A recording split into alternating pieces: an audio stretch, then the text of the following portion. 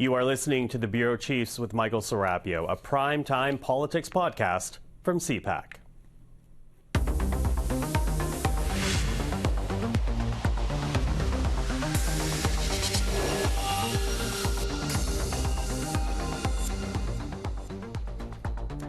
Hello everyone, I'm Michael Serapio. Well, Budget Week in Ottawa turned into a full-fledged political drama this week on Tuesday as the Finance Minister, François-Philippe Champagne, tabled the government's economic game plan. Conservative MP and former Deputy Speaker of the House, Chris D'Entremont, crossed the floor to join the Liberal ranks. Fast forward to Thursday, and reports indicated that another Conservative MP would be doing the same, but that did not happen. Still, as a result of these past few days, there are arguably more questions now about Pierre Poilievre's hold on his party than the minority government's ability to get its budget passed.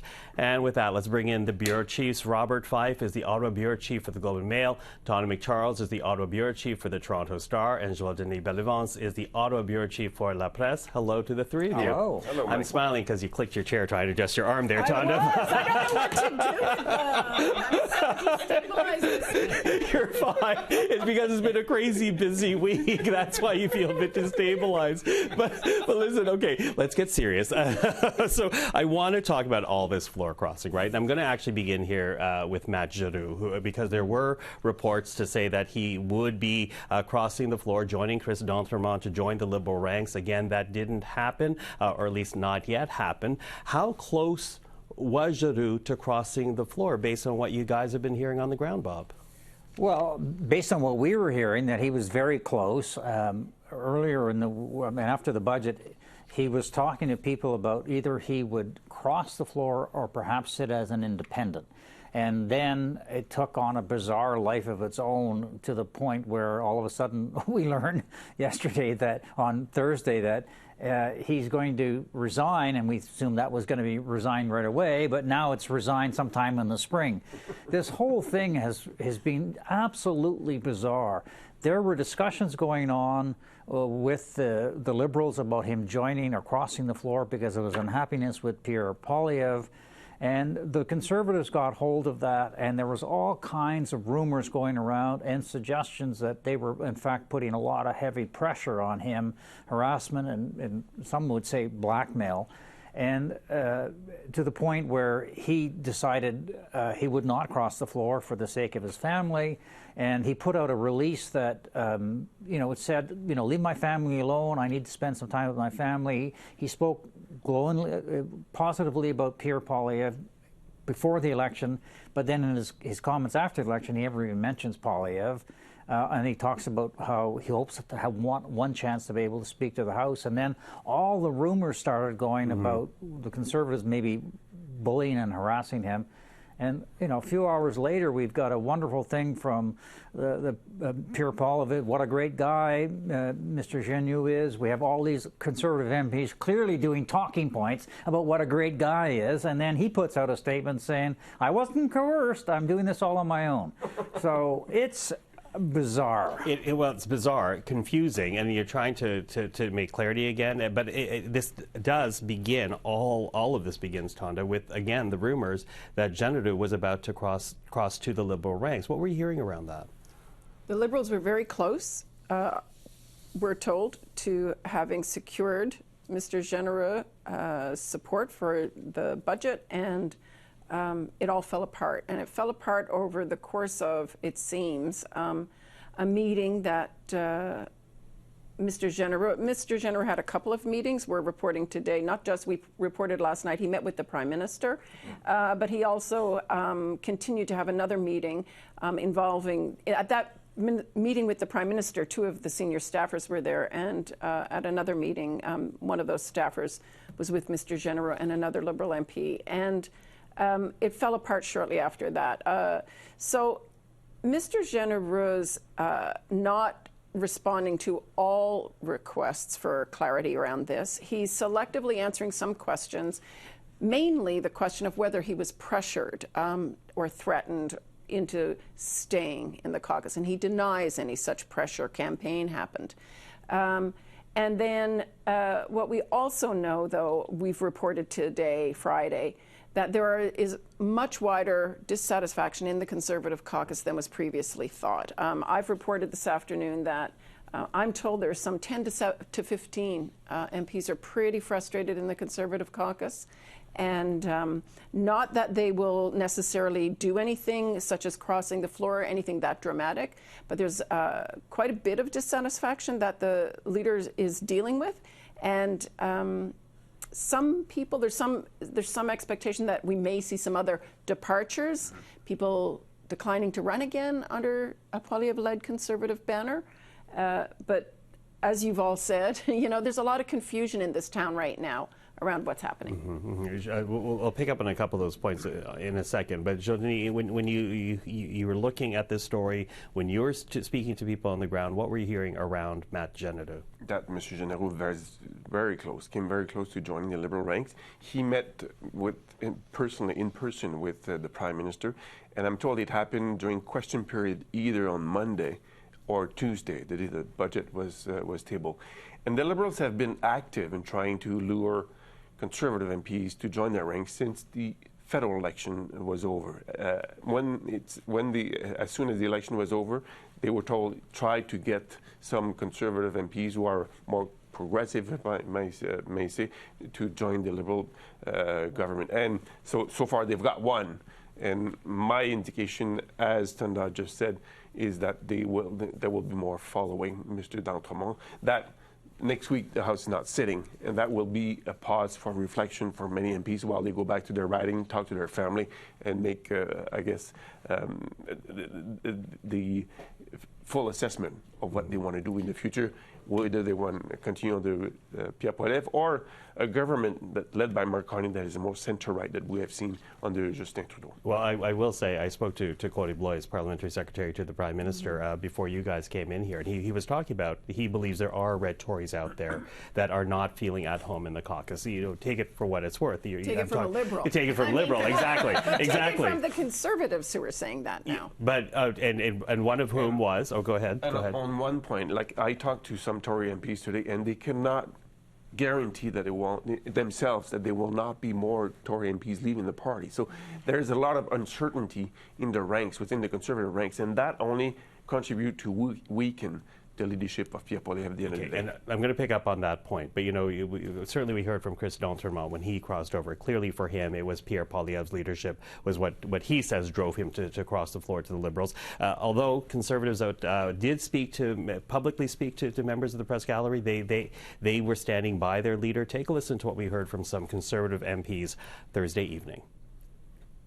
I think that we have exactly the leader that we need to communicate the massive issues facing the country right now, and 100% confidence. You know, I think we continue to be a strong team, strongly support our leader. I will take Matt Jeneroux's word over Chris D'Entremont's. Your party is being accused of harassing MPs within your caucus. Do you reject those claims? Yes, I do, and so does Matt Jeneroux. He's been a great colleague. It has nothing to do with the leadership? Not that I'm aware of. Do you think you're going to lose more colleagues? And silently into the night he goes. So that's what we heard from some Conservatives. But, you know, talk to us about what this means for Pierre Poilievre's hold on the party, Bob. Well, look, there's two things at issue here. JD touched on it, is the fact that if you're a moderate conservative or a middle-of-the-road conservative and you see Mark Carney, who's leading a centrist government, who is not only been trying to rely on the private sector to generate growth in this country and cutting back on the civil service, even though he's spending a lot of money initially, you can see the game plan with it. And he's also, as we've seen in a number of law and order issues, he's much more conservative, and that appeals to some of these members of Parliament, because what you have on the other hand is with Pierre Poilievre, when he made that, I think he would probably privately acknowledge that was a stupid statement he made about the RCMP being despicable, and the idea suggesting that Justin Trudeau should go to jail, which is very Donald Trump-like, and the fact that he's controlled his caucus so tightly prior to the election campaign, less so than now, but he still doesn't seem to have learned any lessons from that. Perhaps he will over the next couple of weeks because he's losing members of parliament.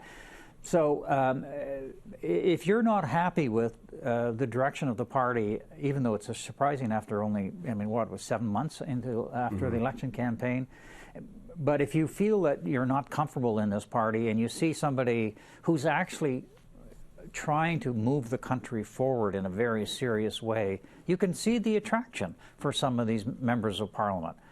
What would you say about Pierre Poilievre's hold on the party right now, Tonda? I think it's more tenuous than it was a week ago. And I think, however, that ahead of the leadership review, many of the Conservative caucus members who do support Mr. Poilievre are hoping he gets through the next few weeks to that leadership review where he gets a strong vote, and then that quells the caucus challenge within. Here's the thing, though. For many of the people who are dissatisfied with Mr. Poilievre's leadership, there are no other champions stepping forward saying they want his job. And we've done a poll just prior to this, so it's going to be a good baseline to establish whether this does affect his popularity. But we measured a whole bunch of other Conservative names against Mr. Poilievre's ability to go up against the Liberals, and he remains the person that the numbers say is in best place to defeat the Mark Carney Even Liberals. 20 points behind in terms of preferred Prime Minister, he's the best? Right now, in terms of a Poilievre-led Conservative Party up against the Liberals versus, say, a Doug Ford-led Conservative Party or a Stephen Harper-led Conservative Party or Picca Mulrooney, Poilievre does better. Joël-Denis, what do you think this says about Pierre Poilievre's hold on the party? Well, I think we have to go back to the federal election night when he lost his riding in Ottawa-Gallatin. I think that just brought to the forefront the fact that Mr. Poilievre is not invincible. That he can be beaten, and because he was beaten in his own riding. And I think the problem started there, and also the fact that the comments that he made about the RCMP leadership being despicable for not putting Justin Trudeau in jail, that really led some people to think about what kind of leader they want for their party, and the kind of speeches that resemble to what we see south of the border, putting your opponent in jails because you don't agree with them. So those kind of combinations of factors lead to me, I believe, is leading to the fact that some people are asking openly more now. Questions about the leadership of Pierre Poilievre. Do you think we're going to see more defections, though, more floor crossings? Look, it's very possible. I think we've all been speaking to Liberals today, and they are saying we are in hot pursuit. We are holding conversations with other Conservative MPs to see if they will cross the floor. Because they only need two more seats. They only need two more to achieve majority. I think there's a chance that there might be another one, but we'll wait and see. Clearly, the Liberals have to keep this quiet, because if the Conservatives get wind of it, as they did with Mr. Jeneroux, they really go after you hard, and in the case some may be spooked, right? Right? Yeah. Some may be spooked from going. So do you think that will? If people are going to attack you personally and put your family at risk, that's a serious stuff. If that is in fact what was happening. So we don't know that for a fact. We don't know that for a fact. All we know is that Mr. Jeneroux personally denied that to me, and so did Mr. d'Entremont, that they were subjected to any threats or pressure. Okay, so they've denied to you, good to put on record and to note. Yeah. Do you think we're going to see more floor crossings? I don't know. Okay. I don't know to what extent some of the people who I think were considering it are now spooked by the way this has unfolded this week. I believe there will be more defection. And we've seen that the crack is open now, with Chris d'Entremont making the move, and also a little bit more with M. Jeneroux thinking about it, coming close to being joining the Liberal ranks, and then stepping back because the pressure that he faced. But I'm sure there are some people who will be thinking over that next week when it's a break week. And so I'll be watching on November 17th how many Conservative Party will actually vote against the budget. That will be very telling. And so far, we had 2 amendments that were voted on in the House of Commons, and 4 MPs, Tory MPs, did not vote on any of those 2 amendments, including Michael Chung, Shannon Stubbs, and there are two more that the names escape me, but there are four. They've all had reasons that the party has accepted for not voting. Mr. Jeneroux is a bit more of a question in my mind. Yeah, he didn't vote either, so he did not vote he did not know. Yeah. Well, that gets me to the budget itself, because of course the crazy thing is here we are in budget week, and quickly the conversation derails away from the budget, more about floor crossings. But when it does come to this, economic game plan from the Carney government, they are now just 2 votes shy from getting it over the finish line. We've now seen 2 amendments, both of which have failed. What does that tell you about, one, this budget getting passed, and 2, the kind of debates, internal debates that are happening right now amongst the opposition parties about what they're going to do, whether they're going to support this budget or are willing to go to the polls, Bob? Well, I don't think the government is going to be defeated on this budget. I think they only need 2 votes, and it's very possible that 2 new Democratic MPs could abstain. Liz May has already said she's talking to the Prime Minister, and she's sticking around. She had planned to get out of town and wouldn't be here for that vote. Now she's sticking around. She's a possible one. Don Davies, the interim NDP leader, has said there are lots of things in that budget that they can support.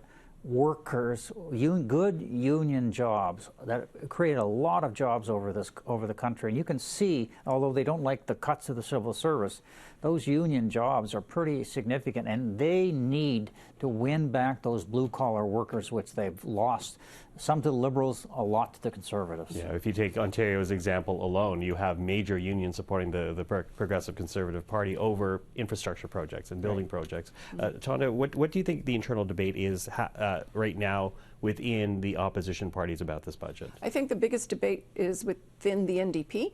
And I think they're the ones that are torn, and they have the balance of power in that vote. And whether any of them can find it within themselves to support the budget is one question, because they still need to differentiate themselves from the Liberals. And Mark Carney's doing a lot of things that they don't like. Or do they choose to make a principled abstention? But I think that the balance of which way that vote goes, if there is no other floor crosser, lies with the NDP.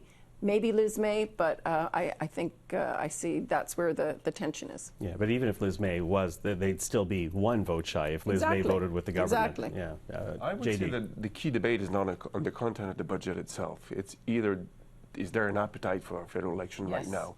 And that's the bottom line for every political party, including the Liberals. I don't think they want an election, but if they have one, they would be in the best position to have an election. But for the NDP, the Bloc, and the Conservative Party, the key decision is, will we force an election over this budget? And the answer is no. So they will find a way to avoid provoking an election on November 17 when the next vote takes place. I don't think any party stands to gain from triggering an election at this point. If you're asking, what would be the motivation to bring down the government, nobody's really got a clear advantage in that vote. And remember, if there was an election, it would be on December 29th, I think. So that's not a very good day. And the bells rang out on Christmas Day. But just seriously and quickly, can the Bloc afford not to vote against this budget? They didn't really get anything of their demands, and they keep making a point. Some regions did get a lot in that budget, namely in the Saguenay-Lac-Saint-Jean riding. I guess. Because of the ports, there will be an addition to the ports of Saguenay, which the 2 Bloc Québécois MPs fought for to get. So they're going to be stuck in I wouldn't be surprised if those 2 MPs decide to abstain or vote, maybe abstain, yes, because they did get something in the budget as a result of their lobbying of Tim Hudson, the Minister of Natural Resources. They brought him along there in Saguenay to show them what the possibility was for the Port of Saguenay if it was expanded its activity for critical minerals. So voting against that budget could be used against them in the future election. Okay, so potential moves that we are watching out for as we approach November 17th is the last vote on it, so we'll see what happens then. Well, let's switch our topics now as we talk about this week. Time now for our yays and our nays of the week. Bob, I'll begin with you. Yays and nays. Nays to sneaky Liberals on the budget. They brought in a lot of, they threw into the budget a large number of measures that should have been quite rightly separate as legislation. This means that Parliament is not able to do proper scrutiny of legislation. When you throw everything in the budget and it gets passed, you don't have legislative oversight on particular bills, which I think is sneaky. And not only that, we all got a hard copy of the budget. It's not in that. If you looked at the digital copy and the annex, all of that stuff was there. So they were really being sneaky about this. Oh, wait a second. That's only your nay. Yeah, no, yeah, you want my nay? No, I want your yay as well. Okay. My yay is that the job numbers look pretty good in October. Surprise, 67,000 new jobs. Unemployment rate came down slightly. More important, youth unemployment came down. A lot of experts are saying this may signal that we will not go into a recession despite Donald Trump's trade war against Canada and what China has also been doing to our agriculture sector. Okay. Aren't you glad I asked for a yay? Yeah. For that one? Okay, Tonda, yays and nays. My yay goes to outside Canada, actually, to the arguments in the Supreme Court of the United States this week when the Republican judges, the Republican-leaning judges and judges who were thought to generally favor Trump and his administration's legislation really gave the administration lawyers a tough ride on tariffs. So the case is looking at the legality or the validity of Trump's national emergency tariffs. Those would be, for Canadians who aren't following the details of it, it's the border fentanyl so-called tariffs. And they just took a run at the administration's arguments, and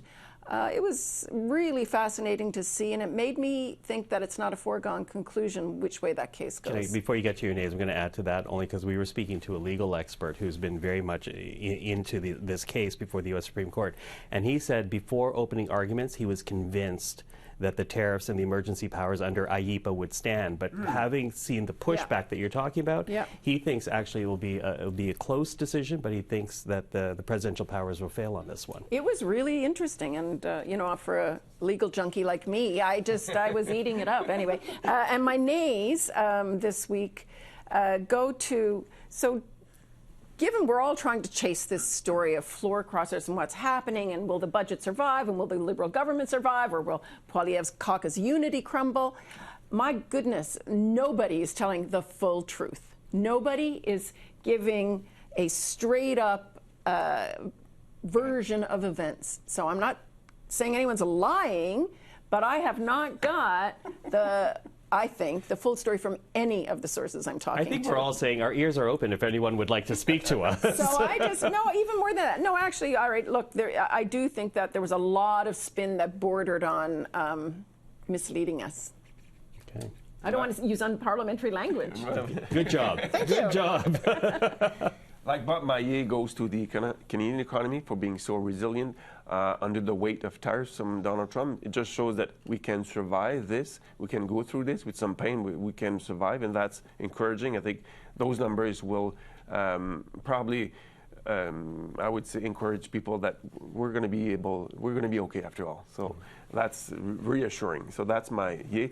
My nay goes to Tory MP Jamil Jivani for using language against that I would describe unacceptable. He called Mr. Chris d'Entremont an idiot for crossing the floor.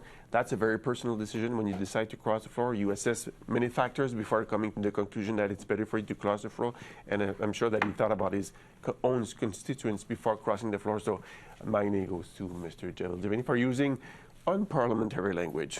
Okay, there we go. Good yays and nays this week. Let's switch over now. Even though it's a break week, I do want to ask for your look ahead in the days ahead. Bob, what are you watching out for? Aside from whatever may unfold with the Conservatives and the Liberals trying to get floor crossers, I'm always moved by Remembrance Day. My father fought in the Second World War, and it's a very personal thing for me, and I think it is for a lot of Canadians, particularly in the world we're seeing where democracy is under threat.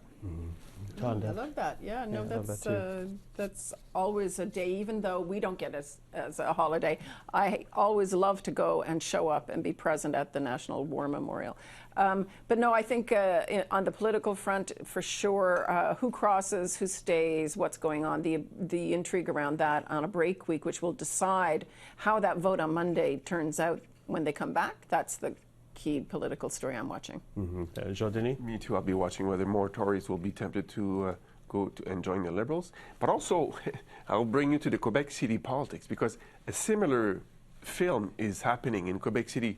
The government, but it's happening against the government of François Legault. He's losing many MNAs right now. He's kicking left and right some people. So he's in a very tenuous situation right now, and he's in a fight with doctors. So similar movie, but different actors in Quebec, if I may say. Watching that, and we'll all watch that. I'm going to add, though, to Remembrance Day, having gone to university here throughout my whole adult life, I've always said to every Canadian, because I've been posted to different cities in my career, make the time. At one point in your life, go to Ottawa, go to the National War Memorial. It is moving, it is beautiful, and it is fitting that we are having this tribute to our war veterans and war dead.